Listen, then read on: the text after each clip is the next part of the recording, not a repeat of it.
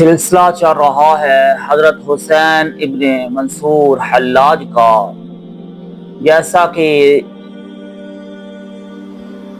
یہ سلسلہ اپنے اختتام کو آہستہ آہستہ پہنچ رہا ہے، تقریباً 2-3 ساتھ ہی آپ تک پہنچیں گی اور اپنے اختتام کو پہنچ جائے گا انشاءاللہ۔ جیسا کہ 3 حضرات کو پچھلی قسط میں بتایا تھا کہ حامد بن عباس نے اپنے دربار میں بلایا تھا، لیکن 2 حضرات نے تو سکوت اختیار کیا، ان کے بارے میں کچھ الفاظ نہ کہے، لیکن حضرت ابن عطا انہوں نے حضرت منصور حلاج کا بھرپور دفاع کیا، بغیر ڈرے، بغیر کسی سوچے سمجھے انجام کے۔ اور حامد بن عباس نے ان پر کافی تشدد کیا، ان کے سر میں ضربیں لگوائی گئیں جس سے ان کے ناک سے خون جاری ہو گیا۔ واحد صاحبوں نے ڈرتے ڈرتے کہا ایسا آپ نہ کریں، شیخ بن عطا کا حلقہ اثر بہت وسیع ہے، عام مسلمان ان کی اسیری کی خبر سن کر بگڑ جائیں گے، کیونکہ اس کے بعد حامد بن عباس نے ان کو بھی قید کرنے کا حکم جاری کیا تھا، لیکن اس کے جتنے بھی وزراء تھے انہوں نے رائے دی کہ اس پر آپ عمل نہ کریں، ان کو رہا کر دیں، یہ نہ ہو کہ ایک نیا ہنگامہ شروع ہو جائے۔ رایا کی برگشتگی کے حال سے حامد بن عباس نے اپنا ارادہ بدل دیا اور شیخ ابن عطا کو اس حالت میں گھر بھیج دیا گیا کہ ان کے دونوں نتنوں سے مسلسل خون جاری تھا۔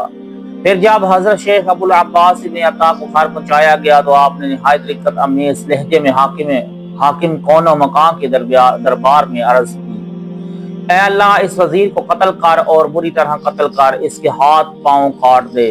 طویل اعزار ثانی کے دوران حضرت شیخ بن عطا کے جسم مبارک سے بہت زیادہ خون بہہ گیا تھا، پھر یہ کہ بر وقت علاج بھی نہ ہو سکا، نتیجتاً اس واقعے کے 1 ہفتے بعد حضرت شیخ بن عطا انتقال فرما گئے۔ جب قید خانے میں حضرت منصور حلاج نے حضرت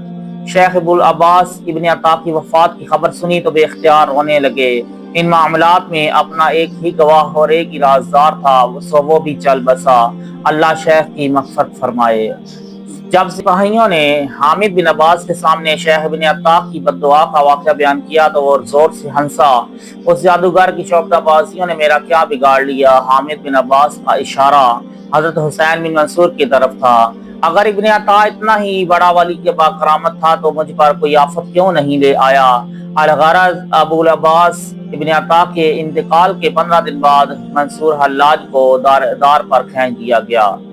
اور ہم پہلے عرض کر چکے ہیں کہ حضرت حسین بن منصور کے عقائد پر حضرت شیخ ابو عبداللہ بن خفیف اور شیخ ابو العباس بن عطا جیسے بزرگوں کی گواہی ہی کافی ہے۔ یہ دونوں بزرگ شریعت اور طریقت میں امام وقت کا درجہ رکھتے تھے، اگر انہیں حضرت منصور حلاج کے مسلک پر ذرا سے بھی شبہ ہو جاتا تو وہ ہرگز ایسے بے عقیدہ شخص کی حمایت نہ کرتے، اور جہاں تک حضرت شیخ ابن عطا کا معاملہ ہے تو انہوں نے حضرت منصور حلاج کی عقیدت میں جان تک گنوا دی۔ اگر حضرت شیخ کو گمان بھی ہوتا کہ شیخ بن منصور خدائی کے دعویٰ دار ہیں تو ان جیسا حق کو کسی شخص کو طرح خاموش نہ رہتا۔ حضرت شیخ ابن عطا تو اس شان کے بزرگ تھے کہ وہ اس پر سر عام کہہ دیتے، حلاج سے کوئی تعلق نہ رکھو کہ وہ گمراہ ہو گئے ہیں۔ اس طویل بحث کا حاصل یہ ہے کہ دونوں گروہ اپنی اپنی جگہ درست تھے۔ جو لوگ حضرت منصور حلاج کے جذبہ مسیح کو سمجھنے سے قاصر رہے ان کے نزدیک حضرت منصور مورد الزام تھے، اور جو حضرات غلبہ عشق کے اثرات مابعد سے آشنا تھے ان کی نظر میں حضرت حسین بن منصور محبی تھے اور عاشق جانباز بھی۔ یہی وجہ ہے کہ جب حضرت منصور حلاج سے کہا جاتا تھا کہ تم ان الحق کیوں کہتے ہو تو آپ اختیار فرماتے تھے، میں ان الحق نہیں کہتا، کوئی اور کہتا ہے۔ جب ایک موقع پر ان الحق کے سلسلے میں لوگوں نے شدید اعتراض کیا تو حضرت منصور نے مندرجہ ذیل اشعار پڑھے، مجھے شراب محبت پلا کر کہتے ہیں کہ نغمہ سرا نہ ہو، حالانکہ اگر صراط کے پہاڑوں کو یہی شراب پلا دی جاتی جو مجھے پلائی گئی ہے تو وہ گانے لگتے۔ صراط ایک قصبے کا نام ہے، سلیمی کی آرزو یہ ہے کہ میں اس کی محبت میں مر جاؤں، اور اس کی یہ آرزو تو ہمارے نزدیک ہر چیز سے زیادہ آسان ہے۔ بعض علماء نے حضرت منصور حلاج کے نعرہ ان الحق پر دلائل کے ساتھ تفصیلی بحث کی ہے۔ مولانا ظفر احمد عثمانی فرماتے ہیں، حضرت حسین بن منصور کا مشہور قول ہے کہ جو چیز اسی کے پیدا کرنے سے پیدا ہوئی وہ اس میں کیوں کر حلول کر سکتی ہے۔ حادث قدیم کے ساتھ متحد نہیں ہو سکتا، انسان حادث ہے اور اللہ تعالیٰ کی ذات قدیم۔ اس لیے جو لوگ حضرت منصور حلاج پر حلول اور اتحاد کے عقیدے کا الزام عائد کرتے ہیں ان کا خیال درست نہیں۔ جو شخص اللہ تعالیٰ کو اول و آخر اور باطن و ظاہر سمجھتا ہو، اگر اس کی زبان سے کسی وقت ان الحق نکل گیا ہو تو اس کا یہ مطلب ہرگز نہیں ہو سکتا کہ وہ اپنے آپ کو خدا کہتا ہے، لہٰذا اس کے اقوال کی تعویل ضروری ہے۔ آگے چل کر مولانا ظفر عثمانی تحریر کرتے ہیں، ایک اور تعویل یہ بھی ہو سکتی ہے کہ اس وقت ابن منصور کی زبان کلام حق کی ترجمان تھی، ان کی زبان سے اسی طرح ان الحق نکلا تھا جیسے جب حضرت موسیٰ علیہ السلام آگ لینے کے لیے گئے تھے، اچانک ایک درخت سے آواز آئی، اے موسیٰ میں ہی اللہ ہوں۔ اس آیت کی تفسیر کرتے ہوئے حضرت مولانا شاہ احمد رضا خان بریلوی فرماتے ہیں، یہ درخت نہیں بول رہا تھا بلکہ اللہ کلام کر رہا تھا۔ درخت تو اس کلام کا مظہر تھا، اسی طرح اگر اولیاء نے کسی وقت ان الحق کہہ دیا تو وہ خود نہیں کہہ رہے تھے، کہنے والا اللہ تھا، اولیاء تو اس کلام کے مظہر تھے۔ اس سلسلے میں مولانا ظفر احمد عثمانی فرماتے ہیں، ظاہر ہے کہ درخت نے اسے اپنے آپ کو رب العالمین نہیں کہا تھا بلکہ اس وقت وہ کلام الہی کا ترجمان تھا۔ اسی طرح ابن منصور کے متعلق بھی خیال کیا جا سکتا ہے، غلبہ واردات و حالات میں بارہا ایسا ہوتا ہے کہ عارف کی زبان سے اللہ تعالیٰ تکلم فرماتے ہیں، اسے سالکین اصحاب حال سمجھ سکتے ہیں۔ بس یہ بات تو مانی جا سکتی ہے کہ ابن منصور کی زبان سے ان الحق نکلا ہو، مگر یہ تسلیم شدہ نہیں کہ ابن منصور نے خود ان الحق کہا تھا۔